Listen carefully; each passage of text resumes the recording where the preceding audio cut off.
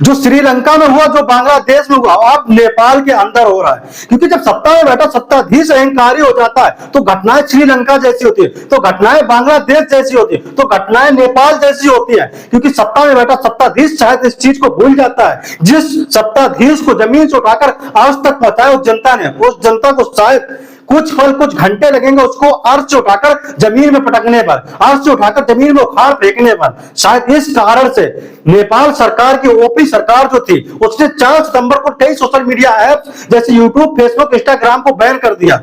तब वहां पर मौजूद जनता ने शायद इस बात का आकलन लगाया कि जो नेपाल की ओपी सरकार है वो कहीं ना कहीं नेपाल की जनता की आवाज को दबाने की कोशिश कर रही है, नेपाल की जनता की आजादी को हनन कर रही है। और इस चीज को लेकर जब नेपाल की जनता आज अपनी आवाज को उठाने के लिए शांतिपूर्ण भाव से जब आंदोलन कर रही थी, लेकिन आंदोलन ये कई दिनों तक चलता रहा, तब आंदोलन शांत नहीं हुआ, तो नेपाल सरकार जो अपनी कृतियों को सुनना नहीं चाहती थी, वो नेपाल सरकार जो अपनी गलतियों को, अपनी कमियों को सुनने से शायद बेअसर थी।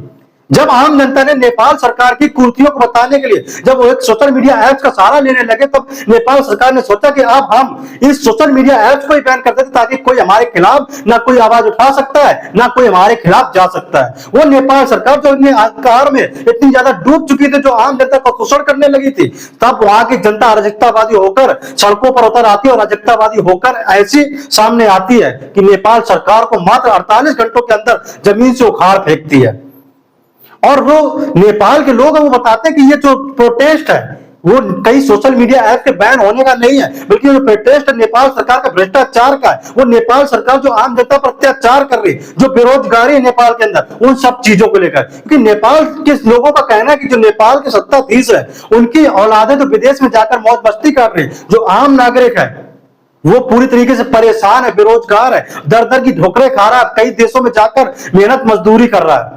लेकिन जो नेपाल सरकार की सत्ताधीश है वो सत्ता का सुख भोग रहे हैं, जनता के कष्टों से किसी भी प्रकार का उनको कोई फर्क ही नहीं पड़ता है।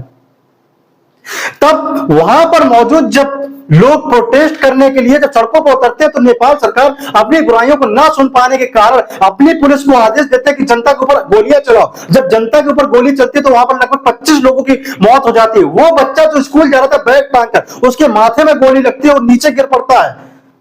और जो खून से सड़ा हुआ जूता देख रहे जो सोशल मीडिया पर बहुत तेजी से वायरल हो रहा है, ये बताता है कि वहां पर मौजूद जो घटना थी वो कितनी ज्यादा भयानक थी। वहां पर मौजूद लोगों का जो दर्द था वो इतना ज्यादा भयंकर गुस्से में बदल जाता है, जिस कारण से नेपाल सरकार को अपनी सरकार के इस्तीफा तो देना ही पड़ता है, बल्कि देश छोड़ने पर मजबूर कर देता है। और नेपाल सरकार के ओपी सरकार जो मंत्री थे उनको पीट पीट कर बुरी हालत कर देते हैं। और ये बताते जब जनता आक्रोश में आती, जनता के सामने किसी की नहीं चलती, चाहे आप देश के प्रधानमंत्री हो या राष्ट्रपति हो या फिर चेहरा प्रमुख हो, जब जनता से बढ़ गए कोई और सत्ता नहीं है। अगर जनता सत्ता में बिठा सकती है तो जनता चंद घंटों में सत्ता से नीचे उठाकर पटक भी सकती है। वैसे आप लोगों को क्या मानना है, जो नेपाल के अंदर घटना हुई इससे किसी ना किसी प्रकार से हर देश को सीख लेनी चाहिए, या फिर ऐसी घटना आगे बढ़ती रहेंगी? आप ये लोग इस बात से कितना सहमत हो, कमेंट में बताइए आपकी क्या राय है।